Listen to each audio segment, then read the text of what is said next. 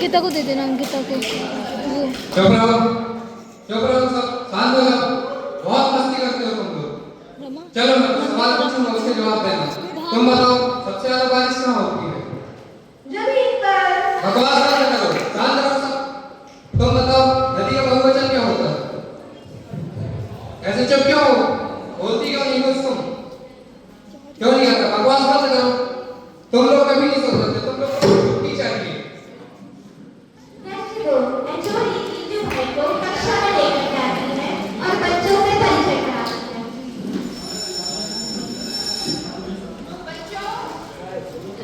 बच्चों सुनो, ये आपके नए शिक्षक हैं, गीजू भाई।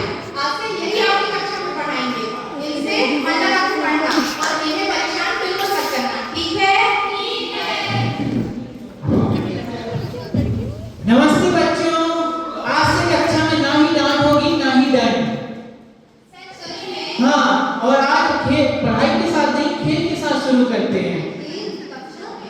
हाँ। नहीं, हम नहीं खेलेंगे क्योंकि मास्टर जी कहते हैं पढ़ोगे लिखोगे तो बनोगे नवाब, खेलोगे कूदोगे तो बनोगे खराब। नहीं, जब तुम खेलते हो तुम सबसे ज्यादा सीखते हो।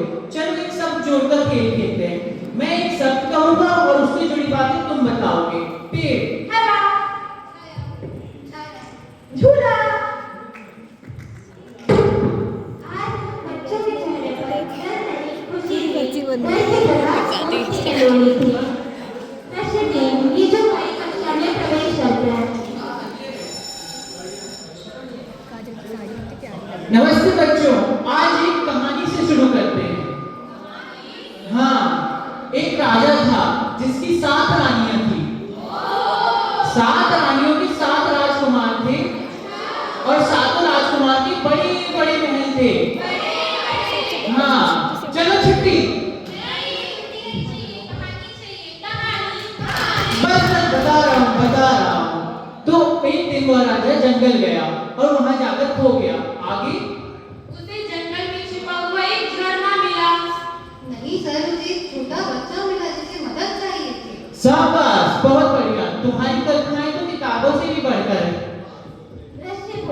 हेडमास्टर कक्षा में आती है तथा शांत कक्षा को देखकर आश्चर्यचकित हो जाती है।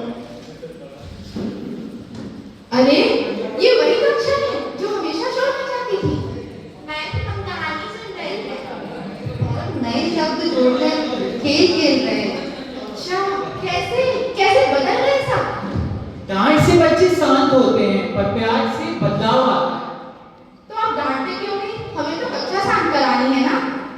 क्योंकि डर से पैदा होती है खामोशी, पर प्यार से पैदा होती है आवाज जो बच्चों को खेलने, सीखने और पढ़ने में मदद करती है। वो सब तो ठीक है, पर बच्चे पढ़ाई से ज्यादा खेल खेल रहे हैं और कहानी सुन रहे हैं। इनका पाठ्यक्रम का कुछ भी नहीं सीख रहे हैं, बस ये कहानी सुनते हैं और खेलते रहते हैं। आप चाहें तो अपने अनुसार कोई भी प्रश्न पूछ सकते हैं। अच्छा बच्चों बताओ, क्या तुम्हें एक वचन और बहुवचन में अंतर पहचानते आने लगा? चलो मैं कुछ सवाल पूछूंगा, उसका तुम बहुवचन बताना, ठीक है?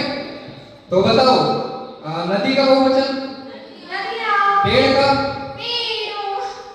और पुस्तक का, पंखा का।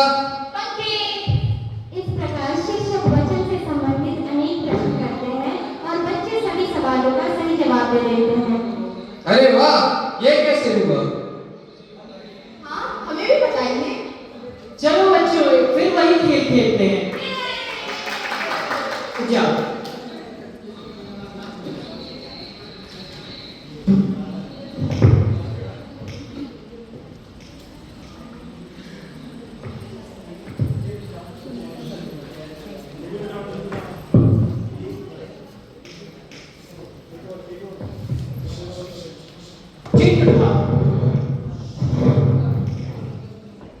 नदी।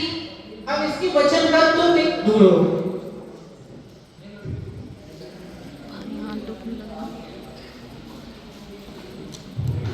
सर मिल गया, नदिया। तुम यही नदी का बहुवचन होता है नदियां। अब तुम खोजो। सर मुझे पुस्तक मिला। अब आप खोजो।